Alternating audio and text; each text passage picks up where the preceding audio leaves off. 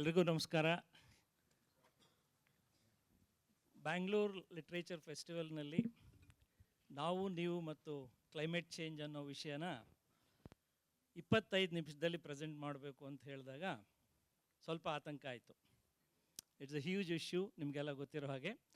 ಆದರೂ ನಾನು ಮತ್ತು ನಾಗೇಶ್ ಹೆಗಡೆ ಸರ್ ಒಂದು ಸಣ್ಣ ಪ್ರಯತ್ನ ಮಾಡ್ತೀವಿ. ಈಗಾಗಲೇ ವಿಶ್ವ ಸಾಹಿತ್ಯ, ದೇಶದ ಸಾಹಿತ್ಯ ಮತ್ತು ರಾಜ್ಯ ಮಟ್ಟದ ಸಾಹಿತ್ಯದಲ್ಲಿ ಪರಿಸರದ ಬಗ್ಗೆ ಸಾಕಷ್ಟು ಕೆಲಸಗಳಾಗಿವೆ. ಈಗಾಗಲೇ ಒಂದು ಜ್ಞಾನಪೀಠ ಪ್ರಶಸ್ತಿ ಸಹ ಪರಿಸರ ಸಾಹಿತ್ಯಕ್ಕೆ ಸಿಕ್ಕಿದೆ. ಅಮಿತಾವ್ ಘೋಷ್ರವರ ದ ಗ್ರೇಟ್ ಡಿರೇಂಜ್ಮೆಂಟ್ ಮತ್ತು ಇನ್ನಿತರ ಕೆಲಸಗಳಿಗೆ ಸಂಬಂಧಪಟ್ಟ ಹಾಗೆ ನಮ್ಮಲ್ಲೂ ಸಹ ಪಂಪನ ಕಾಲದಿಂದ ಕುವೆಂಪುರವರೆಗೆ, ಕುವೆಂಪುರವರಿಂದ ತೇಜಸ್ವಿಯವರವರೆಗೆ, ತೇಜಸ್ವಿಯವರಿಂದ ನಾಗೇಶ್ ಹೆಗಡೆ ಅವರವರೆಗೆ ಸಾಕಷ್ಟು ಸಾಹಿತ್ಯದ ಹೊನಲು ಪರಿಸರದ ಕುರಿತು ಹರಿದಿದೆ. ಇನ್ನು BGL ಸ್ವಾಮಿಯವರ ಬಗ್ಗೆ ಕೇಳಿರ್ತೀರಿ. ಸಾಕಷ್ಟು ಪರಿಸರಕ್ಕೆ ಸಂಬಂಧಪಟ್ಟಂಥ ಕೃತಿ ರಚನೆ ಮಾಡಿದರು. ಇನ್ನು ಕುವೆಂಪುರವರ 2 ಮಹತ್ ಕಾದಂಬರಿಗಳು ಮಲೆನಾಡಿನ ಪರಿಸರವನ್ನು ಅನನ್ಯವಾಗಿ ಕಟ್ಟಿಕೊಡುತ್ತವೆ. ಇನ್ನು ಎಲ್ಲಕ್ಕಿಂತ ಹೆಚ್ಚಾಗಿ ಶಿವರಾಮ್ ಕಾರಂತರು ತಳೆದಂಥ ನಿಲುವು, ಅವರು ಬೆಸೆದಂಥ ಪರಿಸರ ಸಾಹಿತ್ಯ ಮತ್ತು ಚಳುವಳಿ, ಈ ಎಲ್ಲದರ ಕುರಿತು ಒಂದು ಚಿಕ್ಕ ಚರ್ಚೆಯನ್ನು ಇಲ್ಲಿ ಹುಟ್ಟುಹಾಕ್ತಾ ಇದ್ದೇವೆ. ಎಲ್ಲಕ್ಕಿಂತ ಮುಂಚೆ ಸಾಮಾನ್ಯವಾಗಿ ಪತ್ರಿಕೆ ಓದುವವರಿಗೆ, ಇಂಟರ್ನೆಟ್ ಸರ್ಫ್ ಮಾಡುವವರಿಗೆ ಒಂದು ಸಣ್ಣ ಅನುಮಾನ ಇರ್ತದೆ. ಇದಕ್ಕೆ ಮುಂಚೆ ಒಂದು ಪ್ರಶ್ನೆ ಕೇಳ್ತೀನಿ ನಿಮ್ಮನ್ನೆಲ್ಲರನ್ನು. ಯಾರಾದರೂ ಒಬ್ಬರು, ನಿಮ್ಮಲ್ಲಿರುವಂಥ ಸಭಿಕರಲ್ಲಿ ಒಬ್ಬರು ಈ ಜಾಗದ ಏರ್ ಕ್ವಾಲಿಟಿ ಇಂಡೆಕ್ಸ್ನ ಚೆಕ್ ಮಾಡಿದ್ರೆ ಇವತ್ತು AQI? ಯಾಕೆಂದರೆ ನಾನು ಮತ್ತು ಸರ್ ಮಾಡುವಂಥ ಚರ್ಚೆ ನೇರವಾಗಿ ಅದಕ್ಕೆ ಸಂಬಂಧಪಡ್ತದೆ. ನಾನು ಬೆಳಿಗ್ಗೆ ಬರುವಾಗ ಇಲ್ಲಿ 9:45 ತಲುಪಿದಾಗ 164 ಇತ್ತು. It's very poor. Anything more than 100 is not a livable situation ಅಂತಿದೆ. ಹಾಗಾಗಿ ಎಸ್ ಸರ್.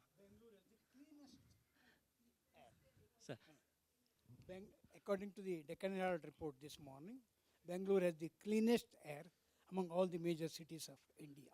ಎಸ್, ಇದು ಒಂದು ಖುಷಿ ಪಡಬೇಕಾದಂಥ ವಿಚಾರ ಒಂದು ಕಡೆ ಆದರೆ, ಬಟ್ ವಾಸ್ತವ ಇನ್ನೊಂದು ರೀತಿ ನಮ್ಮ ಬಗ್ಗೆ ಹೇಳ್ತಾ ಇದೆ. ಒಂದು ಸಣ್ಣ ಕನ್ಫ್ಯೂಷನ್ ಇದೆ ಅಂತ ಹೇಳಿದೆ. ಹವಾಗುಣ ಮತ್ತು ವಾಯುಗುಣ ಏನಾದರೂ ವ್ಯತ್ಯಾಸ ಇದೆಯಾ ನಾಗೇಶ್ ಹೆಗ್ಡೆ ಸರ್? ನೇರವಾಗಿ ವಿಷಯಕ್ಕೆ ಬರಬೇಕಾ? ಹವಾಗುಣ ಮತ್ತು ವಾಯುಗುಣ ಕನ್ನಡದಲ್ಲಿ ಅಷ್ಟೇನೂ ವ್ಯತ್ಯಾಸ ನಮಗೆ ಕಾಣೋದಿಲ್ಲ. ಇಂಗ್ಲೀಷ್ನಲ್ಲಿ ಕ್ಲೈಮೇಟ್ ಆ್ಯಂಡ್ ವೆದರ್ ಅಂತ ಹೇಳ್ತಾರೆ. Weather is day to day variations of temperature, humidity and moisture etcetera. ಮಳೆ ಬರುತ್ತೋ, ನಿನ್ನೆ ಸಂಜೆ ಮಳೆ ಬಂತ, ಇವತ್ತು ಯಾಕೆ ಇಷ್ಟೆಲ್ಲ ಸೆಕೆ ಇದೆ, that is weather. Climate is a long range, 2 years, 3 years, 5 years variation. Overall it might go up and go down depending upon the entire movement of the planet Earth in the solar system. ಅದು ಹೇಗೆಂದರೆ ಸುಲಭವಾಗಿ ಹೇಳ್ತಾರೆ, climate ಅಂದರೆ ನಿಮ್ಮ wardrobe ಇದ್ದಂಗೆ, weather ಅಂದರೆ ನಿಮ್ಮ dress ಇದ್ದಂಗೆ ಅಂತ. ನಿಮ್ಮ dress you can change everything, but your wardrobe will be there for a long long time. So ಹಾಗೆ ಕನ್ನಡದಲ್ಲಿ ಅದು ವ್ಯತ್ಯಾಸ ಇಲ್ಲ. ಆದರೆ ಕನ್ನಡದಲ್ಲಿ ಸೈಮಲ್ಟೇನಿಯಸ್ಲಿ ವಾಯುಗುಣ ಅಂತ ಹೇಳ್ತೀವಿ ನಾವು ಫಾರ್ ಕ್ಲೈಮೇಟ್, ಹವಾಗುಣ ಅಂದರೆ ಡೈಲಿ ಚೇಂಜಸ್ ಆಫ್ ವೆದರ್. ಅಷ್ಟೆಲ್ಲ ಸಾಕು ಈ ವಿಷಯದಲ್ಲಿ. Yes sir. ಈಗ ವಾಯುಗುಣದ ಕೇಂದ್ರ ಬಿಂದು ಪರಿಸರ, ಈ ಪರಿಸರ ಬಿಕ್ಕಟ್ಟಿನ ಕೇಂದ್ರ ಬಿಂದು ನಾವು ನೀವು ಅನ್ನೋದನ್ನು ನಾವೆಲ್ಲ ಒಪ್ತೀವಿ. ಅದಕ್ಕೆ ಗೋಪಾಲಕೃಷ್ಣ ಅಡಿಗರು ಭೂಮಿಗೀತ ಅಂತ ಕಾಣುತ್ತೆ, ಅದರಲ್ಲಿ ಹೇಳಿದ್ರು, ಹೇಳು ಭೂಮಿ ತಾಯೇ ನೀನು ಯಾರ ಪಗಡೆಯದಾಳ, ನಿನ್ನ ಮಕ್ಕಳೆಲ್ಲ ಬರಿಯ ಶೋಕಮೇಳ ಅಂತ ನಮ್ಮನ್ನು ಕುರಿತು ಹೇಳಿದರು. ನೀನು ಭೂಮಿ ತಾಯಿಯನ್ನೋಳು ಪಗಡೆಯ ದಾಳು ಆಗಿದ್ದೀಯಾ, ನಿನ್ನನ್ನು ದುಃಖಕ್ಕೀಡು ಮಾಡಿರುವವರು ನಾವೇ ಅಂಥೇಳಿ. ಒಂದು ಮರಿ ಮೀನು ತಾಯಿ ಮೀನನ್ನು ಪ್ರಶ್ನೆ ಕೇಳ್ತಂತೆ, mom why can't we live on earth, why do we live only in water ಅಂತ. ನಾವು ಭೂಮಿ ಮೇಲೆ ಯಾಕೆ ಬದುಕೋಕ್ಕಾಗಲ್ಲ, ನೀರಿನಲ್ಲಿ ಮಾತ್ರ ಯಾಕೆ ಬದುಕಬೇಕು ಅಂತ. ಅವಾಗ ತಾಯಿ ಮೀನು ಹೇಳ್ತಂತೆ, oh my kid, the earth is for selfish, water is for fish ಅಂತ. ಅಂದರೆ ನಾವು ನೀರಿನಲ್ಲಿ ಮಾತ್ರ ಇರಬೇಕು ಅಂತ ಒಂದು ಸಣ್ಣ ಜಾನಪದೀಯದ ಒಂದು ಮಾತಿದು. ಇನ್ನು ಬಸವಣ್ಣನವರು ಒಲೆ ಹೊತ್ತಿ ಉರಿದೊಡೆ ನಿಲ್ಲಬಹುದಲ್ಲದೆ ದರೆ ಹೊತ್ತಿ ಉರಿದೊಡೆ ನಿಲ್ಲಲುಬಾರದು ಅಂತಂದರು. ಅಂದರೆ ಈ ಭೂಮಿ ಬಿಸಿ, ಅವ್ರು ಹೇಳಿದ್ದು ಆಧ್ಯಾತ್ಮಿಕವಾಗಿ, ನಮ್ಮನ್ನು ಕಾಪಾಡುವಂಥ ದೈವವೇ ನಮ್ಮನ್ನು ಹಿಡಿದು ನುಂಗಿದರೆ ನಾವು ಯಾರಲ್ಲೂ ಹೋಗುವುದು ಅಂತ. ಇವತ್ತು ತೇಜಸ್ವಿ ಒಂದು ಮಾತು ಹೇಳ್ತಿದ್ರು, ಕುವೆಂಪುರವರ ಕಾಲಕ್ಕೆ ಅಥವಾ ಅವರ ಬರವಣಿಗೆಯ ಪ್ರಚ್ಛನ್ನ ಕಾಲದಲ್ಲಿ ಪರಿಸರ ಮತ್ತು ಪ್ರಕೃತಿ ಒಂದು ತಾಯಿಯ ರೂಪದಲ್ಲಿತ್ತು. ಶಿವರಾಮ್ ಕಾರಂತರು ಬರವಣಿಗೆ ಮಾಡುವಾಗ ಅವರಿಗೆ ನಾಗರಿಕತೆಗೆ ಒಂದು ಸವಾಲಿನ ಥರ ಕಾಣಿಸ್ತು. ತೇಜಸ್ವಿಯವರು ಬರೆಯುವಷ್ಟೊತ್ತಿಗೆ ತೇಜಸ್ವಿಯವರು ಹೇಳ್ತಾರೆ, ನಾವೇ ಅದನ್ನು ಕಾಪಾಡಬೇಕಾಗಿತ್ತು, ಅಂಥ ಪರಿಸ್ಥಿತಿ ಪರಿಸರಕ್ಕೆ ಒದಗಿ ಬಂದುಬಿಡ್ತು, ಅಷ್ಟರ ಮಟ್ಟಿಗೆ ನಾವು ಅದನ್ನು ಹಾಳು ಮಾಡಿದ್ವಿ ಅಂತ. ಇನ್ನು ಬಸವಣ್ಣವರು ಇನ್ನೊಂದು ಕಡೆ ಹೇಳ್ತಾರೆ, ಮರ ಗಿಡ ಬಳ್ಳಿ ಧಾನ್ಯಗಳೆಲ್ಲ ಬೆಸವೆಲ್ಲ ತರಿತರಿದು ಪ್ರಾಣವ ಕೊಂದುಂಡು ಶರೀರವ ಹೊರೆಯುವ ದೋಷಕ್ಕೆ ಇನ್ನಾವುದು ವಿಧಿಯಯ್ಯ ಅಂತ. ಅಂದರೆ ಏನನ್ನ ಬೆಳಿತೇವೆ ಅದೆಲ್ಲವನ್ನು ತರಿತರಿದು ಕೊಂದುಂಡು, ಅಂದರೆ ಎಲ್ಲದನ್ನು ಕತ್ತರಿಸಿ ಕೊಂದು ಉಣ್ತೇವೆ, ಹೊಸ ಬಟ್ಟೆ ಹಾಕಿ ಮೆರಿತೇವೆ, ದಿನಕ್ಕೊಂದು ರಂಗನ್ನು ಮುಖಕ್ಕೆ ಅಂಟಿಸ್ಕೊಂಡು ಓಡಾಡ್ತೇವೆ. ಹೀಗಾಗಿ ಈ ಮಾನವ ಪ್ರಣೀತ ಭೂಮಿ ಬಿಸಿ ಇದನ್ನು ಸಾಹಿತ್ಯದಲ್ಲಿ ತಂದು ಅದಕ್ಕೊಂದು ಮಾರ್ಗದರ್ಶನ ಮಾಡಿ ನಮ್ಮನ್ನೆಲ್ಲ ಹೋರಾಟಕ್ಕೆ ಅಣಿ ಮಾಡಿದಂಥ ಶಿವರಾಮ್ ಕಾರಂತರ ಕೊಡುಗೆ ಬಗ್ಗೆ ಒಂದಿಷ್ಟು ಮಾತು ತಮ್ಮಿಂದ.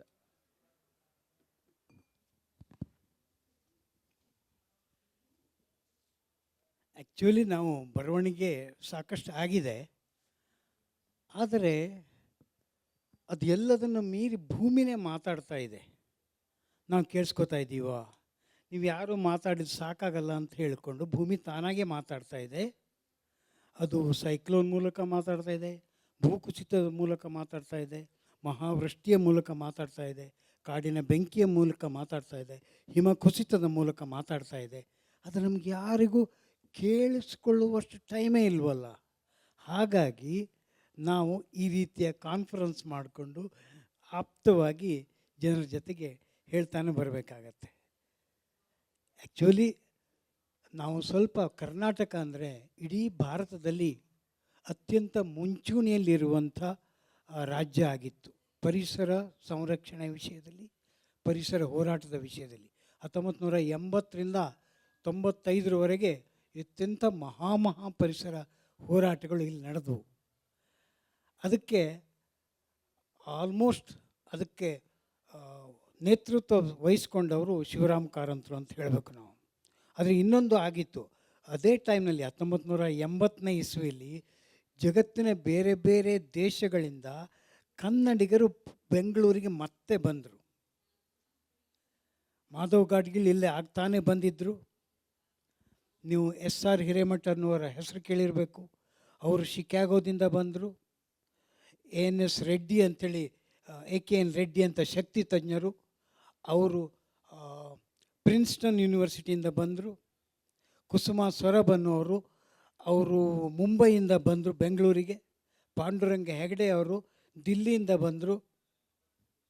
ನಾಗೇಶ್ ಹೆಗಡೆನೂ ಕೂಡ ದಿಲ್ಲಿಯಿಂದ, ನೈನಿತಾಲ್ದಿಂದ ಬಂದ. ಆಲ್ಮೋಸ್ಟ್ ಅದೇ ಟೈಮಿಗೆ ಬಂದವರು. ಬಂದಿದ್ದೆ ಒಂದ್ರ ನಂತರ ಕೈಗಾ ವಿರುದ್ಧ ಹೋರಾಟ ಆರಂಭ ಆಯಿತು. ಶರಾವತಿ ಟೇಲರೇಜ್ ವಿರುದ್ಧ ಆರಂಭವಾಯಿತು. ಬಾರ್ಜ್ ಮೌಂಟೆಡ್ ಪವರ್ ಪ್ಲ್ಯಾಂಟ್ ಹಾಕಬೇಕು ಅಂತ ಪ್ಲ್ಯಾನ್ ಮಾಡ್ತಾಯಿದ್ರು, ಅದನ್ನು ಬಂದ್ ಮಾಡಿದ್ವಿ. ಆಮೇಲೆ ಹಡಗನ್ನು ಒಡೆಯುವ ಉದ್ಯಮ ಇಲ್ಲಿ ಬರಬೇಕು ಅಂತ ಬಂತು, ಅದನ್ನು ಬಂದ್ ಮಾಡಿದ್ವಿ.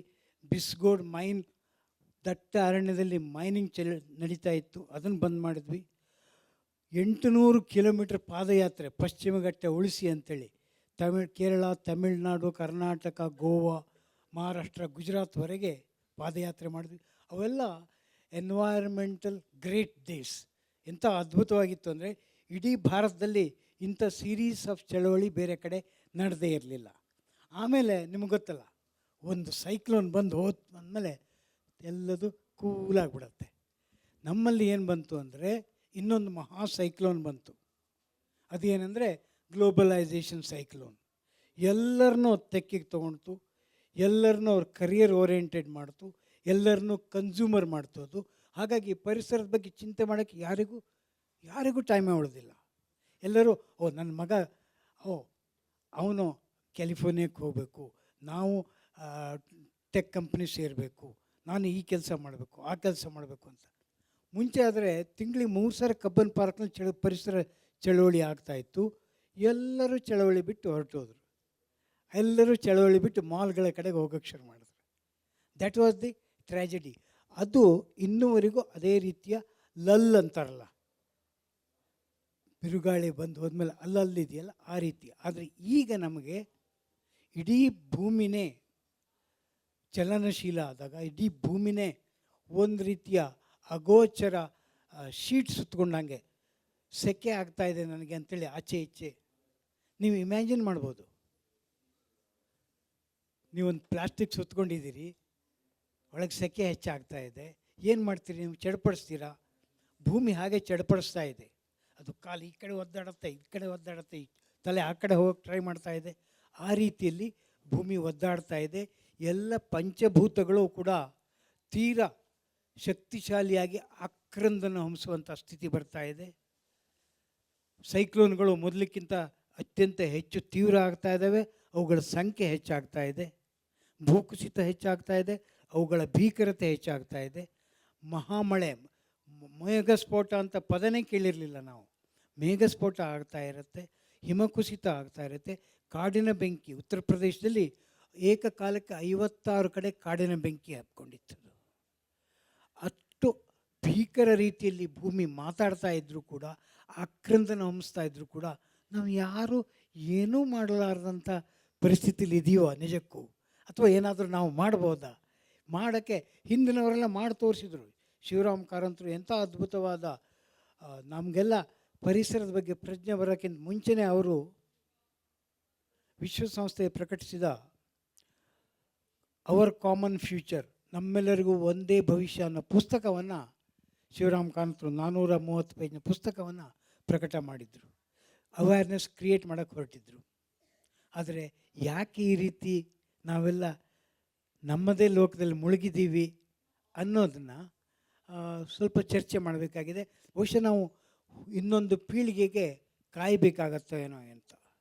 ಹಾಗೆ ಹೊಸ ಪೀಳಿಗೆಗಾಗಿ ಹೊಸ ಪೀಳಿಗೆಯನ್ನು ಸೃಷ್ಟಿ ಮಾಡುವಂಥ ಅವಕಾಶ ನಮ್ಮೆದುರಿಗಿದೆ.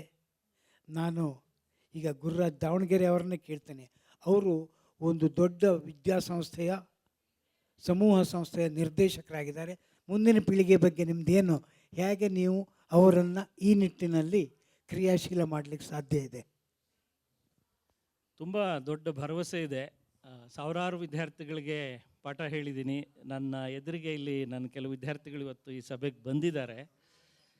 ಒಂದೇನು ಮಾಡ್ತೀವಿ ಅಂತಂದರೆ, ಸರ್ಕಾರ ಔಪಚಾರಿಕವಾಗಿ ಕೆಲವು ಪ್ರೋಗ್ರಾಮ್ಗಳನ್ನು ಮಾಡಿ, ವರ್ಲ್ಡ್ ಎನ್ವಿರಾನ್ಮೆಂಟ್ ಡೇ ದಿವಸ ಮಕ್ಕಳ ಕೈಯಲ್ಲಿ ಸಸಿ ನೆಡೆಸಿ ನೀರು ಹಾಕಿಸಿ, ವರ್ಲ್ಡ್ ವಾಟರ್ ಡೇ ದಿವಸ ಕನ್ಸರ್ವೇಷನ್ ಬಗ್ಗೆ ಹೇಳ್ಕೊಡಿ, ಅದು ಇದು ಮಾಡಿ ಅಂತ ಒಂದಿಷ್ಟು ಮಾಡುತ್ತೆ, ಇಲ್ಲ ಅಂತಿಲ್ಲ.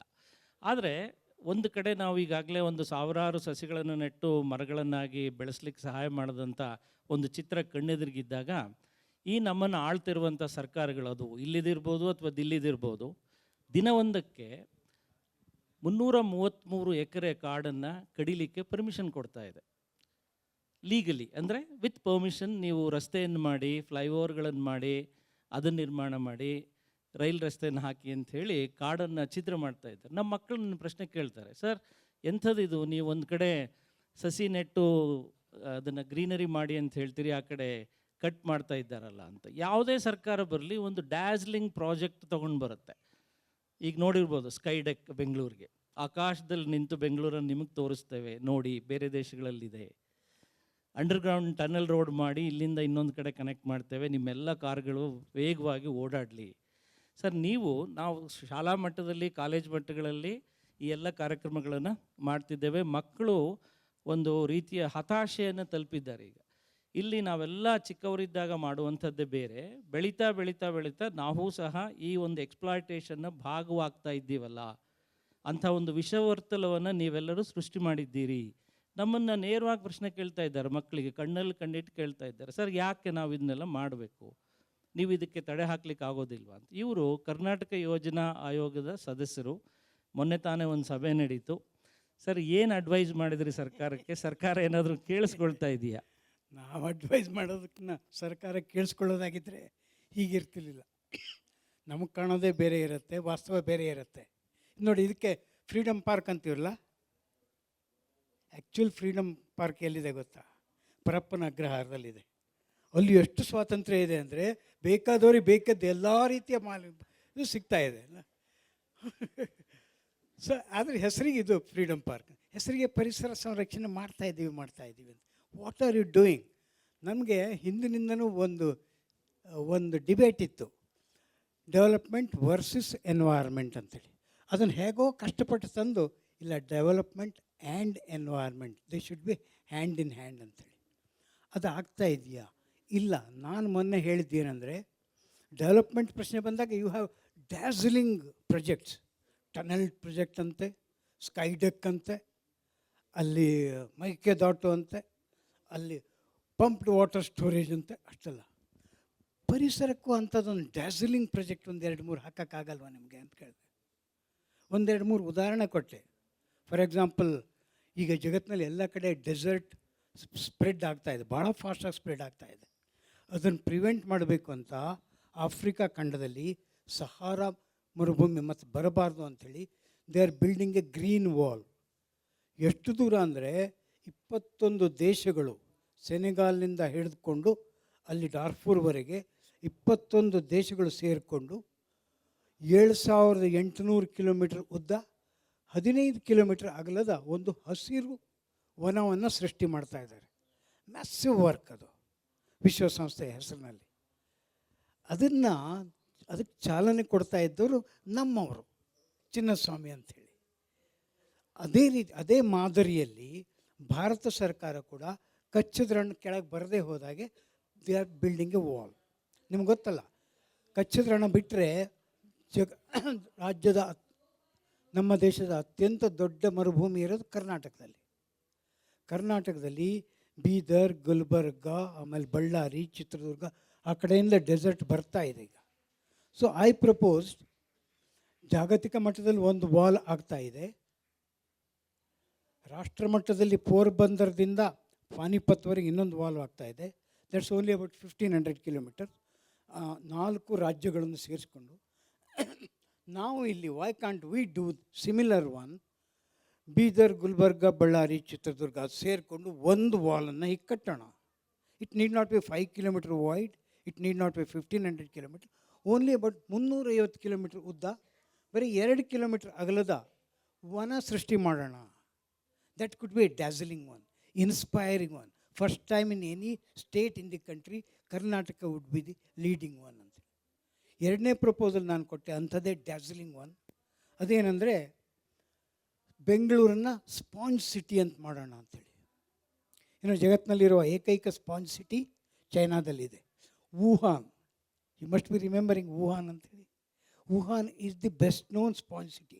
ಅಂದರೆ ಅಲ್ಲಿ ಬಿದ್ದಿರೋ ಮಳೆ ಎಲ್ಲ ಅಲ್ಲಿಂದ 20 ಕಿಲೋಮೀಟರ್ ಆಚೆ ಹೋಗಲ್ಲ, ಎಲ್ಲದೂ ಅಲ್ಲೇ ಇರ್ಕೊಳ್ಳುತ್ತೆ. We can declare Bengaluru as the first Indian sponge city. ಇಲ್ಲಿ ಇರುವಷ್ಟು ಲೇಕ್ಗಳು, ಇಲ್ಲಿ ಸುರಿಯುವಷ್ಟು ಮಳೆ, ಏನು 850 ಮಿಲಿಮೀಟರ್ ಮಳೆ ಸುರಿಯುತ್ತೆ, ಸುಮಾರು 300 ಲೇಕ್ಸ್ಗಳಿದ್ದಾವೆ. ಎಲ್ಲ ನೀರು ಇಲ್ಲೇ ಇರೋ ಹಾಗೆ ಮಾಡಿದರೆ ನೀವು ಮೇಕೆದಾಟು ಬೇಕಾಗಲ್ಲ, ಕಾವೇರಿನೂ ಬೇಕಾಗಲ್ಲ. ಪ್ರತಿ ವರ್ಷ ಇಲ್ಲಿ 18 TMC ಅಷ್ಟು ಮಳೆ ಬೀಳ್ತಾ ಇದೆ. ಅದು ನಾವು ಹೊರಗೆ ಹೋಗೋಕ್ಕೆ ಬಿಡ್ತಾ ಇದ್ದೀವಿ. Take that as another major mega project. 3ನೇ ಮೆಗಾ ಪ್ರಾಜೆಕ್ಟ್ ನಾನು ಏನು ಹೇಳಿದೆ ಅಂದರೆ, ಮುಂಗಡ ಅರಣ್ಯ ಮಾಡೋಣ ಅಂತ. ನಿಮಗೆಲ್ಲಾದರೂ ಒಂದು ಪ್ರಾಜೆಕ್ಟ್ ತೊಗೋತೀವಿ ಅಂದರೆ, ಟನೆಲ್ ರೋಡ್, ಅದಕ್ಕೆ 1200 ಮರ ಹೋಗುತ್ತಾ, ನಾವು ಅಲ್ಲಿ ಇನ್ನೊಂದು ಕಟ್ತೀವಿ, ಪರಿಹಾರ ಅರಣ್ಯವನ್ನು ನಾವು ನಿರ್ಮಾಣ ಮಾಡ್ತೀವಿ ಅಂತ ಹೇಳ್ತಾರೆ. ಪ್ರಾಜೆಕ್ಟ್ ಸ್ಟಾರ್ಟ್ ಆದಮೇಲೆ they will start planning it. ನಾನು ಮುಂಗಡ ಒಂದಷ್ಟು ಅರಣ್ಯ ಮಾಡಿಟ್ಬಿಡೋಣ, 2030 ಇಂಥದ್ದೇ ಪ್ರಾಜೆಕ್ಟ್ ಬರ್ತಾಯಿದ್ರೆ, yes, we have the future ready forest somewhere there. Can't we involve people? ಅವ್ರಿಗೆ ಪ್ರೇರಣೆ ಕೊಟ್ಟರೆ ಸಾಕ್ರಿ. ಕರ್ನಾಟಕದಲ್ಲಿ 66.5 ಲಕ್ಷ ಹೆಕ್ಟೇರ್ನಷ್ಟು ಬಂಜರು ಭೂಮಿ ಇದೆ. ಕನ್ವರ್ಟ್ ಮಾಡೋಣ ಅದನ್ನು. It generates employment, food protection ಸಿಗುತ್ತೆ, ಜನಕ್ಕೆ ಕೆಲಸ ಸಿಗುತ್ತೆ, ಒಂದು ಖುಷಿ ಕೆಲಸ ಸಿಗುತ್ತೆ. ಆ ರೀತಿ we have to be proactive as far as environmental preservation is concern. ನಮ್ಮ ಕೀರ್ತಿಯನ್ನು ಪರಿಸರ ಸಂರಕ್ಷಣೆ ನಿಟ್ಟಿನಲ್ಲಿ ಏರಿಸಬೇಕೇ ಹೊರತು ಅಷ್ಟು ದೊಡ್ಡ ಪ್ರಾಜೆಕ್ಟ್ ಮಾಡಿದ್ವಿ, ಟನೆಲ್ ಮಾಡಿದ್ವಿ ಅಂತೇಳಿ ಇಂಟರ್ನ್ಯಾಷನಲ್ ಲೆವೆಲಲ್ಲಿ ಹೇಳೋದು ಬೇಡ ಅಂತ. ಅದು ನನ್ನ ಒಂದು ಪ್ರಾಜೆಕ್ಟ್ ಆಗಿತ್ತು.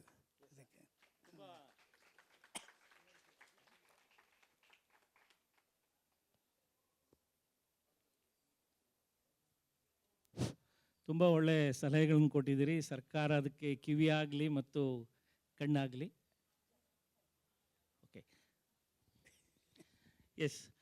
ಈಗ ಸರ್ಕಾರ ಈ ದೊಡ್ಡ ಮಟ್ಟದಲ್ಲಿ ಯೋಜನೆಗಳನ್ನು ರೂಪಿಸಿ ನಮಗೆ ಉದ್ಯೋಗ ಕೊಡ್ತೀವಿ ಅಂತ ಅನಂತ ಕುಮಾರ್, ನಮ್ಮ ಮಾಜಿ MP ಇದ್ರಲ್ಲ, ಅವರು ಲೇಟ್ ಅನಂತ್ ಕುಮಾರ್ ಒಂದು ಕತೆ ಹೇಳ್ತಿದ್ರು. ಒಂದು ಊರಿಗೊಂದು ಬ್ರಿಡ್ಜ್ ಆಗ್ತದಂತೆ.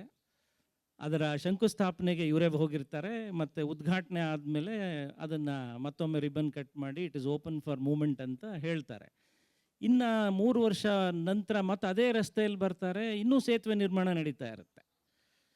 ನದಿ ಪಾತ್ರ ದಾಟಿ, ನದಿ ಎಷ್ಟಿತ್ತೋ ಅಷ್ಟು ಸೇತುವೆ ಆಗಿರುತ್ತೆ, ನದಿಯನ್ನು ದಾಟಿ ಸೇತುವೆ ಮಾಡ್ತಾ ಇರ್ತಾರೆ. ಆವಾಗ ಕೇಳ್ತಾರೆ, ನಾನು ಉದ್ಘಾಟನೆ ಮಾಡಿದ್ನಲ್ಲ, ಓಡಾಟ ಶುರು ಆಯ್ತಲ್ಲ, ಇನ್ನೂ ಯಾಕೆ ಕನ್ಸ್ಟ್ರಕ್ಷನ್ ನಡೀತಾ ಇದೆ ಅಂತ. ಸರಿ, ದೇಶದಲ್ಲಿ ಅನ್ಎಂಪ್ಲಾಯ್ಮೆಂಟ್ ತುಂಬ ಇದೆ, ಜನಕ್ಕೆ ಕೆಲಸ ಕೊಡಬೇಕಲ್ಲ, ಹಾಗಾಗಿ ಸೇತುವೆ ಕೆಲಸ ಮುಂದುವರಿಸಿದ್ದೀವಿ ಅಂತ. ರಸ್ತೆ ಎಲ್ಲಿದೆ ಅಲ್ಲಿ ಸೇತುವೆ ಕೆಲಸಗಳನ್ನು ಮಾಡೋಕ್ಕೆ ಹೊರಟಿದ್ದಾರೆ ಇವರು. ಇಂಥ ಒಂದು ಸಂಕ್ರಮಣ ಕಾಲದಲ್ಲಿ ಹೆಗ್ಡೆ ಸರ್, ಇಲ್ಲಿ ಕೂತಿರುವಂಥ ನಾವು ನೀವು ಈ ಕ್ಲೈಮೇಟ್ ಚೇಂಜ್ ಮಿಟಿಗೇಷನ್ಗೆ ಚಿಕ್ಕದಾಗಿ ಏನು ಮಾಡ್ಬೋದು? ದೊಡ್ಡ ಮಟ್ಟದ ಯೋಜನೆಗಳು ಒಂದು ಕಡೆ ಇದ್ದೇ ಇರ್ತವೆ, ನಾವೇನು ಮಾಡ್ಬೋದು ಅನ್ನೋದು. ನಾವು ನಮ್ಮ ಮಟ್ಟದಲ್ಲಿ ಮಾಡಲಿಕ್ಕೆ ಬೇಕಾದಷ್ಟು ಕೆಲಸ ಇದ್ದಾವೆ, ಅದಕ್ಕೆ ಸಾಕಷ್ಟು ಪ್ರಚಾರ ಕೂಡ ಸಿಗ್ತಾ ಇದೆ. ನೀವು ಕಸ ಹೀಗೆ ಮಾಡಿ, ಇಲ್ಲೇ ಕ್ಲೀನಾಗಿ ಇಟ್ಕೊಳ್ಳಿ, ಮಣ್ಣಿನ ಗಣೇಶನ ಮಾಡ್ಕೊಳ್ಳಿ ಅಂತ. ಅವೆಲ್ಲ ಚಿಕ್ಕವಾಯಿತು. We must take something major. ನಾನು ಆಗಲೇ ಹೇಳ್ದಂಗೆ ಕೆಲವೊಂದು ಮೇಜರ್ ಕೆಲಸಗಳನ್ನ ಇನಿಷಿಯೇಟಿವ್ ಮಾಡ್ಕೋಬೇಕಾಗತ್ತೆ. ಮುಖ್ಯವಾಗಿ ಹೇಳಬೇಕಾಗಿದ್ದೇನೆಂದರೆ, we need some kind of a leadership. ನಮಗೆ ಲೀಡರ್ಶಿಪ್ ಬಹುಶಃ ಇತ್ತೀಚಿನ ಕಾಲದಲ್ಲಿ ಲೀಡರ್ಶಿಪ್ ಬೇಡ ಅಂತ ಯಾರಿಗೂ ಬೇಕಾಗಿಲ್ಲ ಅಂತ ಕಾಣುತ್ತೆ. But we certainly want somebody to command us. ನಮಗೊಂದು ದೇವರು ಬೇಕು ಅಥವಾ ರಾಷ್ಟ್ರ ನಾಯಕರು ಬೇಕು, ಯಾರೊಬ್ಬರು ಬೇಕು ಅಂಥವ್ರು ಇಲ್ಲ ಅಂದರೆ ನಾವು ಹೊರಡೋದೇ ಇಲ್ಲ ಕೆಲಸ ಮಾಡೋಕ್ಕೆ. ಪರಿಸರ ದೃಷ್ಟಿಯಲ್ಲಿ ಶಿವರಾಮ ಕಾರಂತರ ಮಾದರಿಯಲ್ಲಿ ಇನ್ನೊಂದು ಅಂಥ ಮಹಾನ್ ವ್ಯಕ್ತಿತ್ವ ರೂಪ್ಕೋಬೇಕಾಗತ್ತೆ. ಅದು ರೂಪ್ಕೊಳ್ಳೋದು ನಿಮ್ಮಲ್ಲೇ ಸಾಧ್ಯ ಇದೆ. You have to start looking for such people, push them to forward. ಹಳೆಗಾಲದವರೆಲ್ಲ ಮುಗಿದೋದ್ರು. ನೆಕ್ಸ್ಟ್ ಜನ್ರೇಷನ್ನಿಗೆ ನಮಗೆ ಲೀಡರ್ಶಿಪ್ ಬೇಕಾಗಿದೆ, ಪರಿಸರದ ಲೀಡರ್ಶಿಪ್ ಬೇಕು. ಭೂಮಿ ಅಂಥವ್ರಿಗೆ ಕಾಯ್ತಾ ಇದೆ. ನಮಗೆ ಅಲ್ಲೆಲ್ಲೋ ಒಂದು ಸ್ವೀಡನ್ನಲ್ಲಿ ಒಬ್ಬರು ಗ್ರೇಟಾ ಥನ್ಬರ್ಗ್ ಅಂತ ಬಂದರು, ಇನ್ನೊಂದು ಕೆನ್ ಸೊರವಿವ ಅಂತ ಇನ್ನೊಂದು ಆಫ್ರಿಕಾದಲ್ಲಿ ಮತ್ತೆ ಯಾರೋ ಬಂದರು. ನಮ್ಮ ದೇಶದಲ್ಲಿ ಯಾರು ಬರ್ತಾ ಇದ್ದಾರೆ? ಅವರಿಗಾಗಿ ನಾವು ಹುಡುಕಬೇಕಾಗಿದೆ. ಆ ಹುಡುಕುವ ಪ್ರಕ್ರಿಯೆಯಲ್ಲೇ ಕೂಡ ನಾವು ಪರಿಸರ ಸಂರಕ್ಷಣೆ ಮಾಡಬೇಕು. ಯಾಕಂದರೆ ಭೂಮಿ ಕಾಯ್ತಾ ಇದೆ ಅಂದರೆ ಸುಮ್ಮನೆ ಎಲ್ಲೋ ಕಾಯ್ತಾ ಇದೆಯಲ್ಲ, ನೀರು ಕಾಯ್ತಾ ಇದೆ, ಅರಣ್ಯ ಕಾಯ್ತಾ ಇದೆ, ಬಿಸಿಯಾಗಿ ಭೂಮಿನೇ ನಾವು ನಡೆದಾಡೋ ಭೂಮಿ ಕಾಯ್ತಾ ಇದೆ. ಅವೆಲ್ಲವನ್ನು ನಾವು ಫ್ಯೂಚರ್ ಪ್ರೊಟೆಕ್ಷನ್ ಮಾಡಬೇಕು. ನಮಗಾಗಿ ಅಲ್ದಿದ್ದರೂ ಜೀವ ಸಂಕುಲಕ್ಕಾಗಿ ಮಾಡಬೇಕು. ಆ ನಿಟ್ಟಿನಲ್ಲಿ ಒಂದು ಉತ್ತಮ ನಾಯಕತ್ವವನ್ನು ಸೃಷ್ಟಿ ಮಾಡೋ ದೃಷ್ಟಿಯಲ್ಲಿ ನಾವೆಲ್ಲರೂ ಸಜ್ಜಾಗಬೇಕಾಗಿದೆ. ಹೆಚ್ಚು ಹುಡುಕೋ ಅಗತ್ಯ ಇಲ್ಲ ಅಂತ ಅಂದ್ಕೊಳ್ತೀನಿ. ಸಾಕಷ್ಟು ಬರವಣಿಗೆ ಮಾಡಿ ಚಳುವಳಿಗಳಲ್ಲಿ ಸಕ್ರಿಯವಾಗಿ ಪಾತ್ರ ವಹಿಸಿರುವಂಥ ನಾಗೇಶ್ ಹೆಗಡೆ ಅವರೇ ನಮ್ಮೊಟ್ಟಿಗೆ ಇದ್ದಾರೆ. ಪಳೆಯೋಳಿಕೆ ಆಗ್ಬಿಟ್ಟಿದ್ವಿ. We are fossilised the process. ಆದರೂ ಫಾಸಿಲ್ ಫ್ಯೂಯಲೇ ಜಾಸ್ತಿ ಯೂಸ್ ಆಗ್ತಾ ಇದೆ ಈಗಲೂ ರಿನ್ಯೂವಲ್ ಪವರ್ಗಿನ್ನ. ಈಗ ಸರ್ ಹೇಳಿದ್ರು ಫಾಸಿಲ್ ಅಂತ ಹೇಳಿ, ನಾವೆಲ್ಲ ಇಮಿಡಿಯೇಟ್ ಈ ಭೂಮಿ ಬಿಸಿ ಮಾಡಲಿಕ್ಕೆ ಎಲೆಕ್ಟ್ರಿಕ್ ವೆಹಿಕಲ್ಸ್ ಅಂತ ಏನೋ ಒಂದು ಹುಡ್ಕೊಂಡಕ್ಕೆ ಶುರು ಮಾಡ್ತಾ ಇದ್ದೀವಿ. ಈಗ ದಯಮಾಡಿ ಅದನ್ನು ತುಂಬ ಯೋಚನೆ ಮಾಡಿ ಪರ್ಚೇಸ್ ಮಾಡೋದಕ್ಕೆ ಶುರು ಮಾಡಿ. ಯಾಕೆಂದರೆ ಒಂದು ಎಲೆಕ್ಟ್ರಿಕ್ ವೆಹಿಕಲ್ ತಯಾರು ಮಾಡಲಿಕ್ಕೆ ಅದು ಹೊಮ್ಮುವಂಥ ಕಾರ್ಬನ್ ಡೈಆಕ್ಸೈಡ್ ಏನಿದೆ ಅದು ಆಲ್ಮೋಸ್ಟ್ 12 ಟನ್ ಹೊಮ್ಮುತ್ತೆ. ಒಂದು ಆರ್ಡಿನರಿ ಕಾರ್ ನಾವೇನು ಬಳಸ್ತೇವೆ, ಇಂಟರ್ನ್ಯಾಷನಲ್ ಕಂಬಷನ್ ಇಂಜಿನ್ ಅಂತ ಕರಿತೇವೆ, ಅದನ್ನು ತಯಾರು ಮಾಡುವಾಗ ಹೊಮ್ಮುವಂಥ ಕಾರ್ಬನ್ ಡೈಆಕ್ಸೈಡ್ನ ಪ್ರಮಾಣ ಅದರ ಅರ್ಧದಷ್ಟು. ಅಂದರೆ ಎಲೆಕ್ಟ್ರಾನಿಕ್ ವೆಹಿಕಲ್ಸ್ಗೆ ಲಿಥಿಯಂ ಅಯಾನ್ ಬ್ಯಾಟ್ರಿ ಬೇಕಾಗ್ತದೆ ಅಥವಾ ಇನ್ನೊಂದು ಬ್ಯಾಟ್ರಿ ಬೇಕಾಗ್ತದೆ, ಅದರ ಮೈನಿಂಗ್ ಆಗ್ತದೆ. ಅದನ್ನೆಲ್ಲ ಇಲ್ಲಿ ಅಷ್ಟು ಸುಲಭವಾಗಿ ತರಲಿಕ್ಕೆ ಆಗೋದಿಲ್ಲ. ಹಾಗಾಗಿ EV ಅನ್ನುವುದನ್ನು ಅದು ರಿನ್ಯೂವಬಲ್ ಆಗುವವರೆಗೆ ಕಾದು ಬಿಟ್ಟು ನೋಡಬೇಕಾದಂಥ ಪರಿಸ್ಥಿತಿ ಇದೆ. ಇನ್ನು ಸೋಲಾರ್ ಅಂತೆಲ್ಲ ಹೋಗ್ತಾ ಇದ್ದೇವೆ. ನೆನಪಿರಲಿ ಗೆಳೆಯರೆ, ಇವತ್ತು ನಾವು ಏನು ಸೋಲಾರ್ ಪ್ಯಾನಲ್ಗಳನ್ನು ಬಳಸಿ ಬಿಸಾಡಿದ್ದೀವಿ ಭಾರತದಲ್ಲಿ, ಅವೆಲ್ಲವುಗಳನ್ನು ಒಂದರ ಮೇಲೊಂದು ಮೆಟ್ಟಿಲಿನಂತೆ ಜೋಡಿಸಿದರೆ ಹತ್ತುವ ಶಕ್ತಿ ಇದ್ದರೆ ಚಂದ್ರನನ್ನು ತಲುಪಬಹುದು. ಅಷ್ಟೊಂದು ಸೋಲಾರ್ ಪ್ಯಾನಲ್ ವೇಸ್ಟ್ ನಮ್ಮಲ್ಲಿ ರೀಸೈಕಲ್ ಆಗದೆ ಬಿದ್ದಿದೆ. ಒಂದು ಜನಮರಳೋ ಜಾತ್ರೆ ಮರಳೋ ಅನ್ನುವ ರೀತಿಯಲ್ಲಿ ಅದನ್ನು ಆಲಂಗಿಸಿಕೊಂಡು ಇನ್ನೊಂದು ದುರಂತಕ್ಕೆ ನಾವು ಕಾಲಿಡಬಾರ್ದು. ಹಾಗಾಗಿ ಎಷ್ಟರ ಮಟ್ಟಿಗೆ ಸಾಧ್ಯವೋ ಗಾಂಧಿಯನ್ ವೇ ಆಫ್ ಲಿವಿಂಗ್ ಅಂದರೆ ಅತ್ಯಂತ ಸರಳವಾಗಿ ಕಡಿಮೆ ಬಳಕೆ, ಕಡಿಮೆ ಕನ್ಸಂಪ್ಷನ್ ಎಲ್ಲ ಮಾಡ್ತಾ ನಮ್ಮ ಕಾರ್ಬನ್ ಫುಟ್ಪ್ರಿಂಟ್ನ ಕಡಿಮೆ ಮಾಡ್ತಾ ಹೋದಷ್ಟು ನಾವು ನೀವು ಮತ್ತು ತಾಪಮಾನ ಅಥವಾ ನಾವು ನೀವು ಮತ್ತು ಕ್ಲೈಮೇಟ್ ಚೇಂಜ್ ಮಿಟಿಗೇಷನ್ಗೆ ಒಂದು ಅರ್ಥ ಬರ್ತದೆ ಅಂತ ಹೇಳ್ತಾ ಇವತ್ತಿನ ಈ ಸಂವಾದ ಕಾರ್ಯಕ್ರಮವನ್ನು ಮುಗಿಸ್ತಾ ಇದ್ದೇವೆ. ಆಲಿಸಿದಂಥ ಎಲ್ಲರಿಗೂ ನಮಸ್ಕಾರಗಳು.